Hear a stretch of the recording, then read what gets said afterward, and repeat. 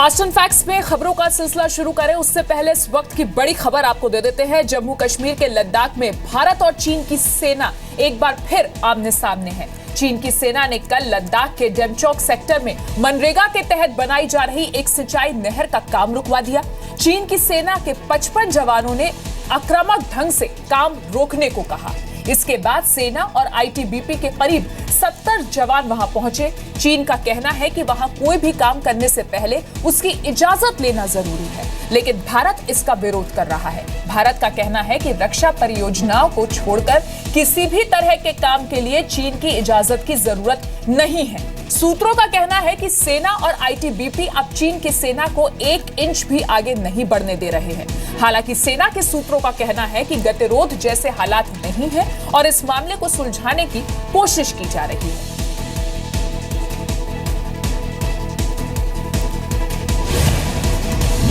देश में अगले साल से लागू होने जा रहे गुड्स एंड सर्विसेज टैक्स यानी कि जीएसटी की 4 दरों पर सहमति बन गई। जीएसटी काउंसिल की बैठक में 5, 12, 18 और 28% के स्लैब पर सहमति बनी। Considering the inflation impact of just having one standard rate, we have had 2 standard rates of 12 and 18%. That we decided that it will be a 5% duty, and these will be items of mass consumption which are used particularly by common people. Consumer price index में शामिल 50% उत्पादों पर कोई tax नहीं लगेगा। Luxury और तंबाकू उत्पादों पर 28% जीएसटी के अलावा सेस भी लगेगा। सोने पर टैक्स रेट का फैसला भी नहीं हुआ है। व्हाइट गुड्स जैसे कि वॉशिंग मशीन, टीवी, फ्रिज वगैरह पर अभी तक 30 से 31% तक की दर से टैक्स लगता था और अब ये घटकर 28% हो गया। दिल्ली में पूर्व सैनिक रामकिशन ग्रेवाल की खुदकुशी को बीजेपी ने साजिश बताया है। बीजेपी सांसद और मुंबई के पूर्व पुलिस कमिश्नर सत्यपाल सिंह ने कहा कि सेना का जवान खुदकुशी नहीं कर सकता। वहीं विदेश राज्य मंत्री वीके सिंह ने रामकिशन ग्रेवाल को कांग्रेस से जुड़ा बताया। 1 रैंक 1 पेंशन की मांग को लेकर आंदोलन कर रहे लोग भी इसे साजिश बता रहे हैं। मुझे लगता है कोई न कोई इसमें एक राजनीति है। सरकार को जो है सरकार के खिलाफ करने का एक षड्यंत्र हो सकता है, एक साजिश इसमें हो सकती है। इसकी वो कांग्रेस के वर्कर थे, कांग्रेस की टिकट पर सरपंच बने हुए थे। मुझे ये मामला आत्महत्या का नहीं, ये मामला बिल्कुल मर्डर करवाने का लग रहा है। बीजेपी और सहयोगियों के आरोपों को छोड़ भी दे तब भी रामकिशन की खुदकुशी पर कुछ सवाल अनसुलझे हैं। रामकिशन की पेंशन 10 साल में 4 गुना बढ़ी, फिर भी 5,000 के लिए उन्होंने खुदकुशी क्यों की? रामकिशन ने रक्षा मंत्रालय के लिए सोमवार को ज्ञापन लिखा, लेकिन उसे सौंपा क्यों नहीं? रामकिशन दिल्ली के जंतर मंतर पर प्रदर्शन कर रहे थे, लेकिन खुदकुशी के लिए करीब 2 किलोमीटर दूर क्यों गए? रामकिशन को फौरन अस्पताल ले जाने की कोशिश क्यों नहीं हुई?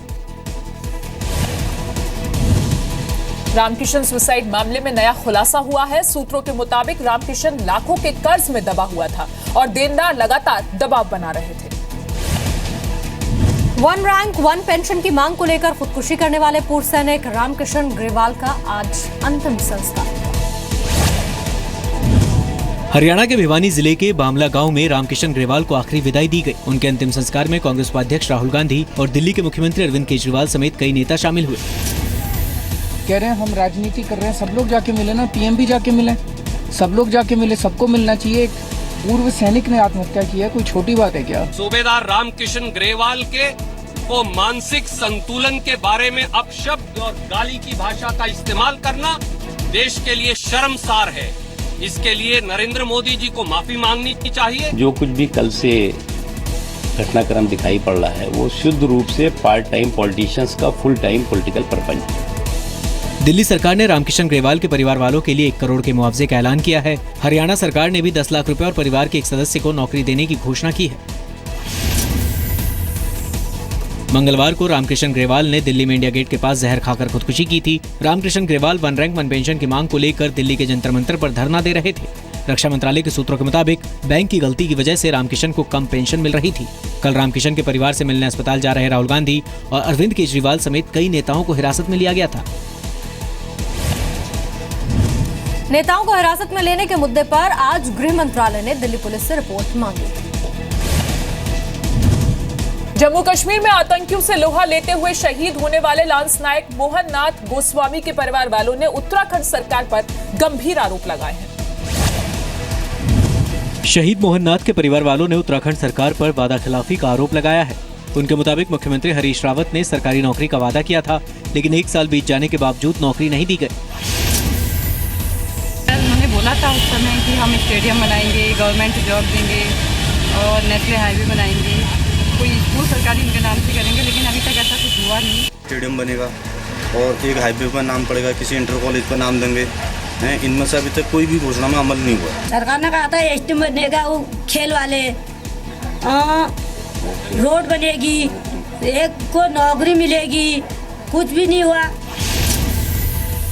3 सितंबर 2015 को जम्मू कश्मीर के हंदवाड़ा में मोहननाथ गोस्वामी आतंकियों से लड़ते हुए शहीद हुए थे। शहीद होने से पहले मोहननाथ गोस्वामी ने 10 आतंकवादियों को मार गिराया था। शहीद मोहननाथ गोस्वामी को उनकी बहादुरी के लिए मरणोपरांत अशोक चक्र से सम्मानित किया गया। शहीद मोहननाथ के परिवार में मां, एक भाई, पत्नी और 7 साल की बेटी है। उत्तर प्रदेश के मुख्यमंत्री अखिलेश यादव की विकास रथ यात्रा का पहला चरण आज उन्नाव में खत्म हुआ। आज सुबह समाजवादी पार्टी अध्यक्ष मुलायम सिंह यादव ने खुद रथ यात्रा को हरी झंडी दिखाकर रवाना किया। मंच पर मुलायम, अखिलेश और शिवपाल एक साथ नजर आए। इस रथ का नाम भी रखा है समाजवादी विकास रथ, और विकास से लेकर के विजय तक जाने का काम समाजवादी लोग करेंगे। विजय और विजय को करना चाहिए, कोई बात नहीं, मुझे कोई आपत्ति नहीं।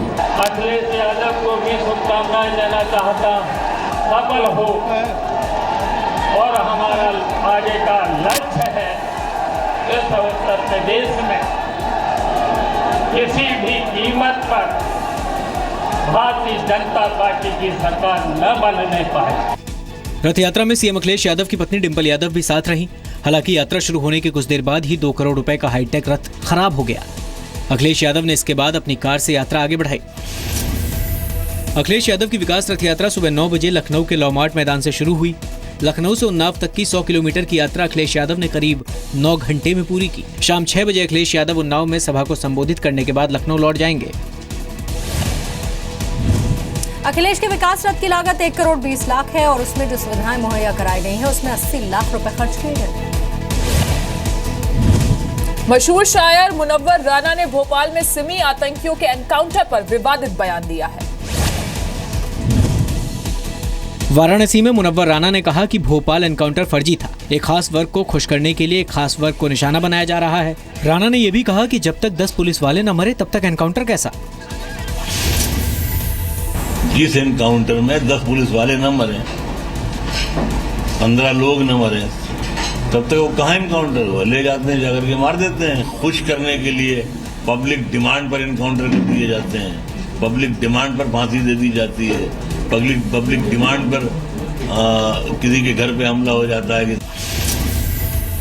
सोमवार को भोपाल के बाहरी इलाके में मध्य प्रदेश पुलिस ने सिमी के 8 आतंकियों को मुठभेड़ में मार गिराने का दावा किया। सिमी के आतंकी देर रात भोपाल सेंट्रल जेल से भागे थे। फरार होने से पहले उन्होंने जेल के हेड कांस्टेबल रमाशंकर यादव की हत्या की। मारे गए आतंकियों में से 3 ऐसे थे जो मध्य प्रदेश की खंडवा जेल से भी पहले फरार हो चुके थे। मारे गए आतंकियों में से 6 मध्य प्रदेश के रहने वाले थे, एक महाराष्ट्र का था जबकि एक गुजरात का। मुनव्वर राना ने पिछले साल कथित असहिष्णुता पर भी जोर शोर से सरकार को घेरने की कोशिश की थी। जम्मू कश्मीर में पाकिस्तान की फायरिंग में एक छोटी बच्ची को भी गोली लगी है। उस छोटी बच्ची की हालत गंभीर। पुंछ के मेंढर की रहने वाली 14 महीने की परी की हालत बेहद गंभीर है। शेल लगने से उसकी आंत में 3 जगह सुराख हो गया। जम्मू के एक अस्पताल में 6.5 घंटे तक उसका ऑपरेशन हुआ। इसको पेट में शेल लगे थे और उसकी वजह से इंटेस्टाइन में 3 जगह इसके सुराख हुए थे, जो हमने बंद किया और अल्टीमेटली हमें एक पोर्शन इंटेस्टाइन का बाहर निकालना पड़ा ताकि उसकी हीलिंग अच्छी हो। यही चाहते हैं, सारा देश यही करे कि प्रार्थना करे कि ठीक ठाक हो जाए परी जल्दी। चाहे वो परी है चाहे बाकी, उनकी पूरी देखभाल की जाइए। ये छोटी बच्ची है जिसको अब कोई समझ नहीं है, ये अभी जो ऐसी दुनिया में आई है, तो सरकार की ओर से मेडिकल का पूरा ट्रीटमेंट और जो भी हम संभव है उसके लिए हम कर रहे हैं। सर्जिकल स्ट्राइक के बाद से अब तक पाकिस्तान करीब 70 बार सीज फायर तोड़ चुका है। पाकिस्तान की फायरिंग में बीएसएफ और सेना के 10 जवान शहीद हो चुके हैं।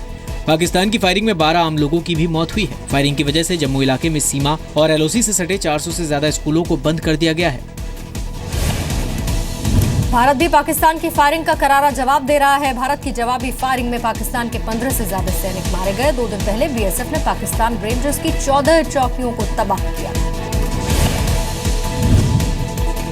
जम्मू कश्मीर में सुरक्षा बलों के हथियार छीनने वाले आतंकियों को अब आसानी से पकड़ा जा सकेगा।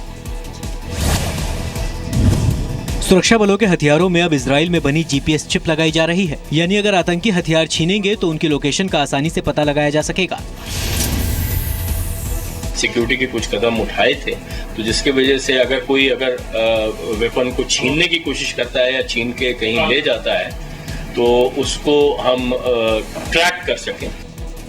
बीते कई महीनों में जम्मू कश्मीर के अलग अलग इलाकों से सुरक्षा बलों से हथियार छीनने के करीब 12 मामले सामने आए हैं। जम्मू कश्मीर के अलग अलग इलाकों में हुई वारदात में अब तक करीब 40 हथियार छीने जा चुके हैं। खुफिया सूत्रों के मुताबिक करीब 100 स्थानीय युवक हथियार छीनने के बाद आतंकी संगठनों में शामिल हो चुके हैं। हिजबुल मुजाहिदीन के नए कमांडर जाकिर मूसा ने भी अपने वीडियो में सुरक्षा बलों के हथियार छीने जाने की बात मानी थी।